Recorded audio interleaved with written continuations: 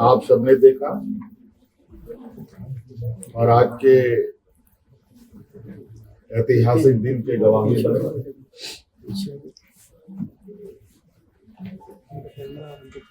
आज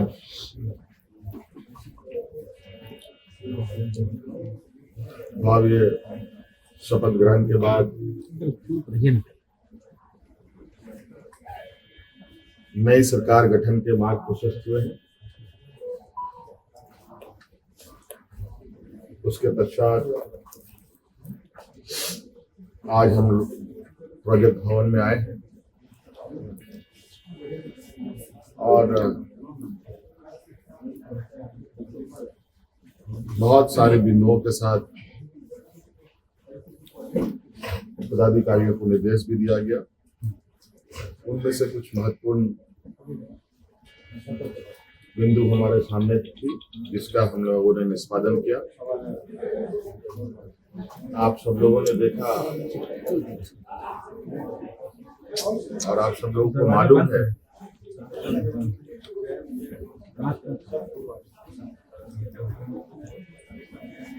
केंद्र सरकार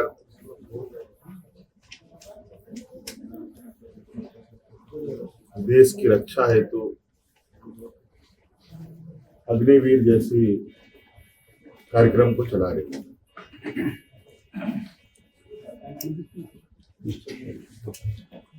उस विषय को लेकर कई सवाल हैं नौजवानों के भविष्य को लेकर, और आपको मैं बताना चाहूंगा कि राज्य सरकार ने, हम लोगों ने पहले ही ये निर्णय लिया था कि झारखंड राज्य के जो भी नौजवान अग्निवीर में शामिल होंगे और किसी घटना में अगर उनकी मृत्यु होती है तो उनके पूरे परिवारों के साथ, परिवारजनों के साथ राज्य सरकार खड़ी रहेगी और राज्य पुलिस कर्मियों को जो राज्य की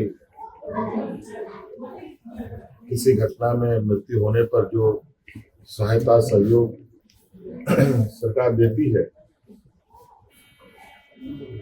वही सहयोग अग्निवीर के परिजनों को भी दे। आपको मालूम है कि अभी कुछ दिन पहले ही असम के सीमावर्ती क्षेत्र में उग्रवादी घटना में 21 या 22 तारीख का दिन है, जहां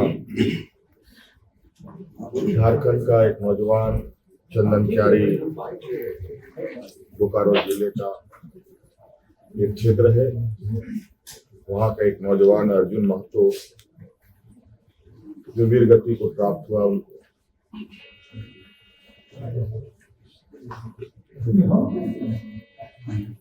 और आज हमने उनके परिजनों को बुलाया। उनके भाई को हम लोगों ने एक नियुक्ति पत्र दिया और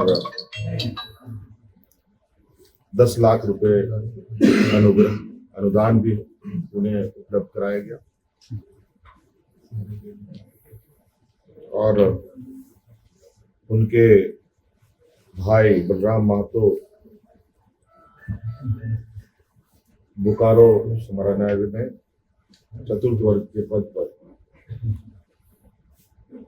उनको नियुक्त भी किया गया।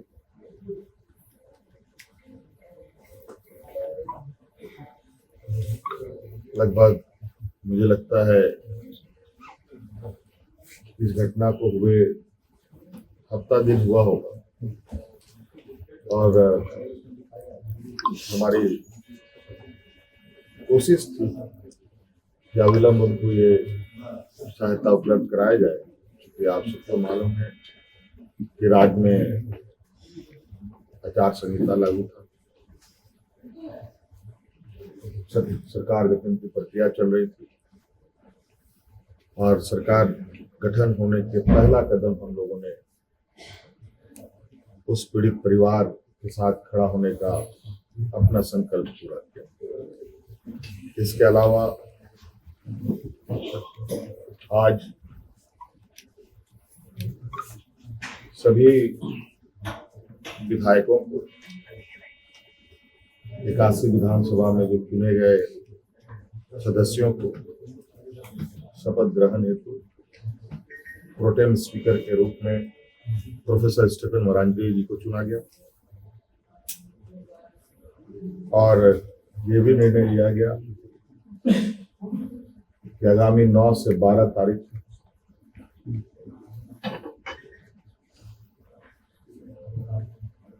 सरकार का प्रथम सत्र आहूत होगा और ये भी निर्देशित किया गया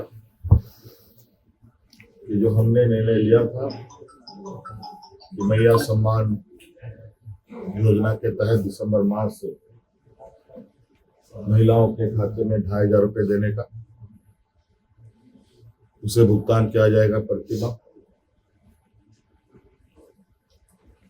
केंद्र सरकार में हमारा जो बकाया है 1,36,000 करोड़ रुपया,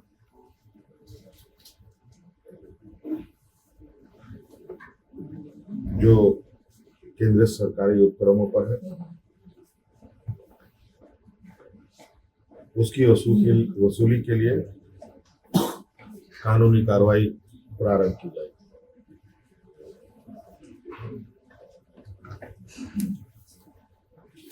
आपको पता है ये राज्य देश का सबसे पिछड़ा राज्य है। यहाँ पर सामाजिक सुरक्षा, सोशल सिक्योरिटी अत्यंत महत्वपूर्ण और आवश्यक है। इसके तहत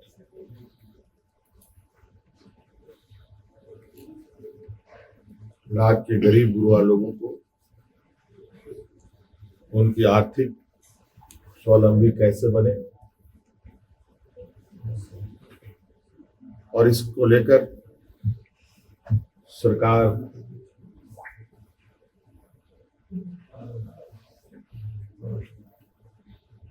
को अपनी आय बढ़ाने की आवश्यकता होगी। इसके लिए नए स्रोत खोजे जाएंगे। खनन क्षेत्र में लागू या चल रहे पुराने करों की समीक्षा होगी और उसमें वृद्धि एवं न्यायिक मामलों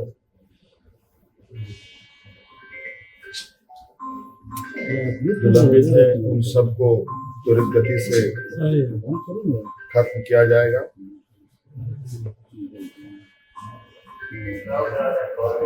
खनन क्षेत्र में कितने अधिक करें बढ़ाई जा सकती है, इस पर सरकार आगे बढ़ी। आप सबको मालूम है कि हम लोगों ने उत्पाद सिपाही में भर्ती की प्रक्रिया पूरी कर ली है, लेकिन इस प्रक्रिया के तहत बड़े पैमाने पर नौजवानों की जाने गई है, जो बहुत ही दुखद घटना के रूप में हमारे सामने आया है।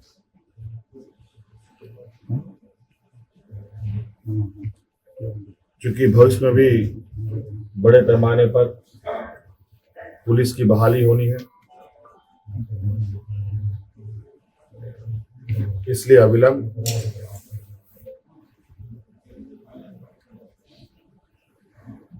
पीछे हुए नियुक्ति में जो घटना घटी है उसकी समीक्षा की जाएगी।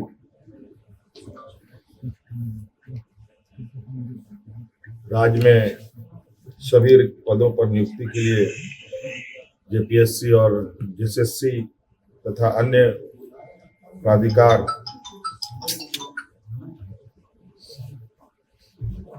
1 जनवरी 2025 के पूर्व परीक्षा कैलेंडर प्रकाशित किया जाएगा और जो लंबित रिजल्ट्स हैं उनको प्रकाशित किया जाएगा। साथ साथ में ये भी निर्णय लिया गया,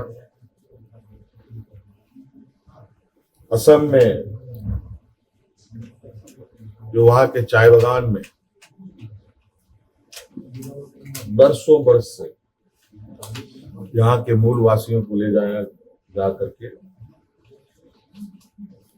जो वहां बसे हैं, जो विशेषकर जनजातीय समूह जो झारखंड मूल के हैं, उनकी दशा एवं उनके भविष्य में दिए जाने वाले सुविधा का अध्ययन के लिए सर्वदलीय प्रतिनिधि मंडल एवं पदाधिकारियों का दल असम जाकर जमीनी स्तर पर अध्ययन करेगी और सरकार को प्रतिवेदन सौंपेगी। ये कुछ महत्वपूर्ण बिंदु आपके हम समक्ष हमने रखा है। बाकी चीजें और भी है जो हम समय समय पर आप सब लोगों के समक्ष अवगत कराने का काम करें।